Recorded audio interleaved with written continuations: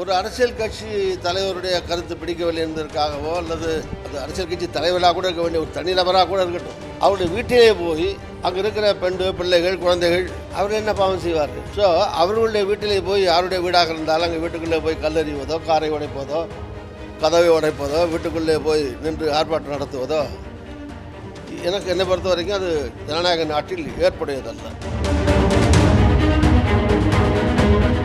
பெரியார் அவர்கள் உலகெங்கும் வாழுகிற தமிழ் பெருமக்களால் பெரிதும் போற்றப்படுபவர், மதிக்கப்படுபவர். மிக பெரும்பான்மையான மக்கள் அவரை போற்றுகிறார்கள், நேசிக்கிறார்கள். அவருடைய கருத்துக்களிலே அவரே எல்லாவற்றையும் முழுமையாக ஏற்றுக்கொள்ள வேண்டும் என்று எப்போதும் சொன்னதில்லை.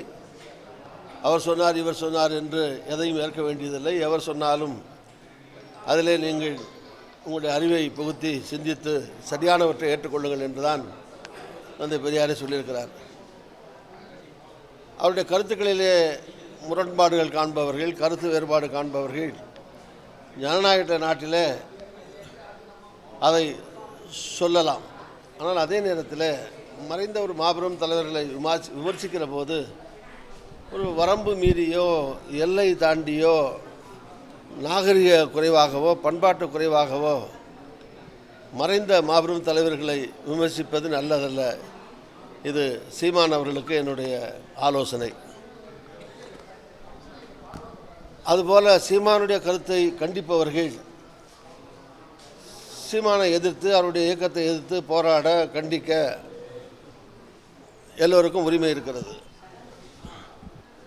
என்னுடைய பொதுவான கருத்து, நீங்கள் கேட்ட கேள்விக்கு என்னுடைய பதில் என்னவென்றால், கருத்துக்கு கருத்து, போராட்டம் வாயிலாக, ஆர்ப்பாட்டம் வாயிலாக அதற்கு எதிர்ப்பு தெரிவிப்பது இதெல்லாம் ஒரு பக்கம். ஆனால் எந்த கட்சியும் எந்த கட்சியினுடைய தலைவருடைய வீட்டுக்கு முன்னாலே போய் போராட்டம் நடத்துவது, வீட்டுக்குள்ளே போய் கல்லெடுத்து வீசுவது, அடிப்பது, இது போன்ற ஜனநாயக விரோதமான சட்டவிரோதமான செயல்களிலே எந்த கட்சியுமே ஈடுபடக்கூடாது என்பது தான் என்னுடைய கருத்தாகும். பொதுவான இடங்களிலே ஆர்ப்பாட்டம் செய்வது, போராட்டம் நடத்துவது, உண்ணாவிரதம் இருக்கலாம், ஆர்ப்பாட்டம் நடத்தலாம், கருப்பு கொடி காட்டலாம், என்ன வேண்டுமானாலும் சட்டத்திற்கு உட்பட்ட எந்த ஆர்ப்பாட்டத்தையும் போராட்டத்தையும் ஜனநாயக நாட்டிலே செய்ய எல்லாருக்கும் உரிமை இருக்கிறது. தனி நபராக இருந்தாலும் சரி, ஒரு குழுவாக இருந்தாலும் சரி, அரசியல் கட்சியாக இருந்தாலும் சரி, எல்லோரும் யாரை வேண்டாலும் எதிர்த்து போராடலாம். ஆனால் ஒரு அரசியல் கட்சி தலைவருடைய கருத்து பிடிக்கவில்லை என்பதற்காகவோ அல்லது அது அரசியல் கட்சி தலைவராக கூட இருக்க வேண்டிய ஒரு தனிநபராக கூட இருக்கட்டும், அவருடைய வீட்டிலே போய் அங்கே இருக்கிற பெண் பிள்ளைகள் குழந்தைகள் அவர் என்ன பாவம் செய்வார்கள்? ஸோ அவர்களுடைய வீட்டிலே போய் யாருடைய வீடாக இருந்தாலும் அங்கே வீட்டுக்குள்ளே போய் கல்லறிவதோ, காரை உடைப்பதோ, கதவை உடைப்பதோ, வீட்டுக்குள்ளே போய் நின்று ஆர்ப்பாட்டம் நடத்துவதோ எனக்கு என்னை பொறுத்த வரைக்கும் அது ஜனநாயக நாட்டில் ஏற்புடையதல்ல.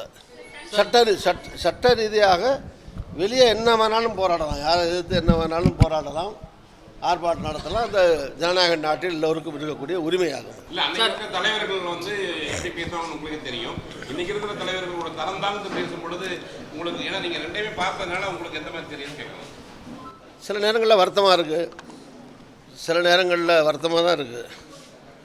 நீங்கள் ஏறக்குறைய ஒரு 50 வருஷம் ஆக போகுதுன்னா, எம்எல்ஏ ஆகிய 77 ஆரம்பித்து 6 தடவை எம்எல்ஏ, 3 தடவை எம்பி, 9 தடவை இருந்தாச்சு. இன்னும் இந்த 27 வந்தால் 50 வருஷம் நிறைவு. 2 வருஷம்தான் இருக்குது. இந்த 50 வருஷத்தில் நான் கேள்விப்பட்ட தலைவர்களுடைய நிலை, இன்றைக்கு இருக்கிற அரசியல் நிலை,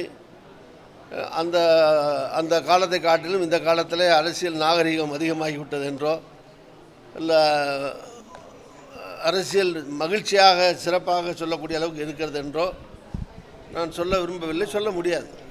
அரசியல் தரம் தாழ்ந்து கொண்டே தான் போய்கொண்டிருக்கிறது என்று தான் என்னை பொறுத்த வரைக்கும் நான் சொல்வேன். ஒரு சப்ஸ்டாண்டர்டாக தான் போயிட்டுருக்கு. அது அப்படிங்கிறது தான் என்னுடைய கருத்தாகும். அதில் எல்லாரும் இல்லை, அதில் எல்லாரும் அந்த ஒரு கட்டத்தில் இருந்த தலைவர்களையே இன்னொரு காலகட்டத்தில் இருக்கிற தலைவர்களோடு யாரும் இப்போ மகாத்மா காந்தியோடு யாரை ஒப்பிடுறது? சுபாஷ் சந்திர போஸோடு இன்றைக்கி இருக்கிற யாரை ஒப்பிட முடியும்? காமராஜரோட யாரை ஒப்பிட முடியும்? அண்ணாவோட யாரை ஒப்பிட முடியும்? அது மாதிரி எம்ஜிஆரோட யாரை ஒப்பிட முடியும், கலைஞரோட யாரை ஒப்பிட முடியும், ஈவன் ஜெயலலிதாவோட கூட யாரை ஒப்பிட முடியும். ஸோ அவரும் ஒரு வகையில் தைரியசாலியாக பெண்கள் மத்தியில் பாப்புலராக தான் இருந்தார். கலைஞர் அவர் மிகச்சிறந்த எழுத்தாற்றல், பேச்சாற்றல், அவருக்கு இருந்த திறமை எந்த தலைவருக்கும் கிடையாது நாட்டில், இந்தியாவிலே சொல்ல முடியும். அது மாதிரி வாஜ்பாய்க்கு இருந்த ஒரு திறமை வந்து யாருக்கு இருக்குன்னு சொல்ல முடியும். ஸோ அது மாதிரி பல்வேறு காலகட்டங்களில் பல்வேறு கட்சியினுடைய தலைவர்கள், அது மாதிரி பெரியார் மாதிரி இன்னொரு பெரியார் இருக்க முடியாது, அம்பேத்கர் மாதிரி இன்னொரு அம்பேத்கர் இல்லை இப்போது.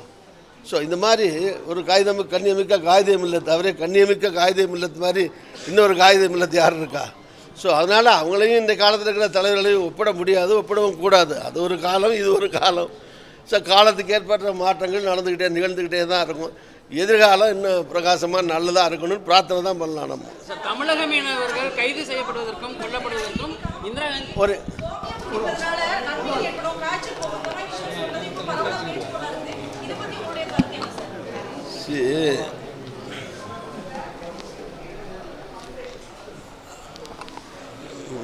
கோமியம் அல்லது மாட்டு மூத்திரம் வெளியே.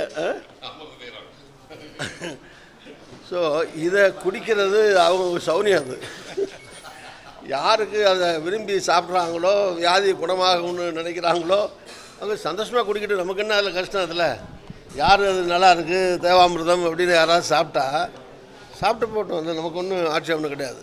ஆனால் அதே நேரத்தில் நான் சாப்பிட்றேன் நீயும் சாப்பிடுன்னு பிடிக்காதவங்களை யாரும் வற்புறுத்த முடியாது, வற்புறுத்தவும் கூடாது. அது நாகரிகமோ பண்பாடோ கிடையாது. உனக்கு பிடிக்குதா நீ குடிச்சுப்பாங்க.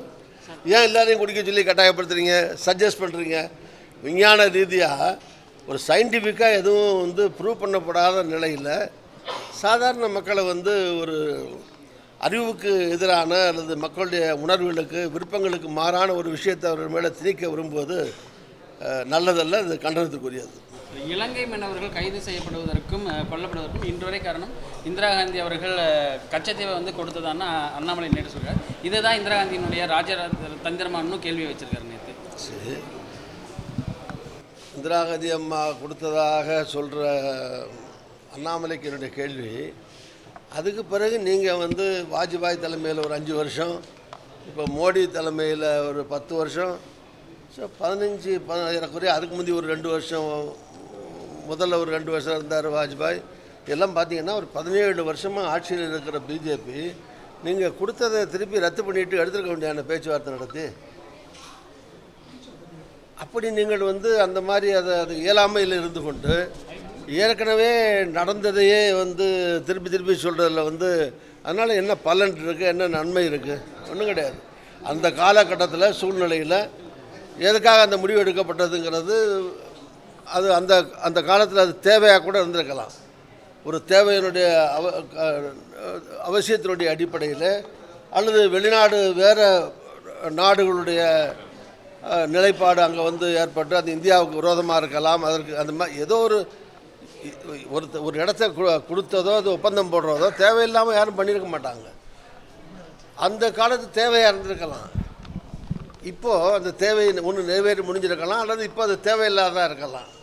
ஸோ இப்போ இருக்கிற அரசாங்கம் நீங்கள் முயற்சி பண்ணி பேசி, இலங்கை ஒரு பக்கத்தில் இருக்கிற ஒரு சின்ன நாடு தானே, முயற்சி பண்ணி பேச்சுவார்த்தை நடத்தி இணக்கமாக பேசி கூட மிரட்டி சண்டை கூட போட வேணாம், பேசி வாங்குங்களேன். சாமர்த்தியமாக ஆட்சியில் இருந்துக்கிட்டு நீங்கள் அதை செய்கிறதுக்கு இயலாமையில் இருந்துக்கிட்டு இன்னமும் இந்திரா காந்தி அவர்களை குறை சொல்லி கொண்டிருக்கல என்ன நியாயம் இருக்குது, என்ன அர்த்தம் இருக்குது?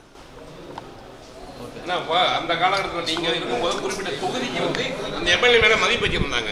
இப்போ அறந்தாங்கன்னா ஒரு பேர் இருக்கும், சாத்தூர்னா ஒரு பேர் இருக்கும், ஸ்ரீவில்லிபுத்தூர்னு ஒரு பேர் வரும், அதே மாதிரி கோபிச்செட்டிப்பாடினா ஒரு பேர் வரும், ஈரோடு, இந்த மாதிரி ஒரு அந்த எம்எல்ஏக்கள் ஒரு நேம் இருந்து இன்னைக்கு இருக்கிற எம்எல்ஏக்கள் மற்றவங்களுக்கு இடம் பிடிக்க முடியல. என்ன காரணம்?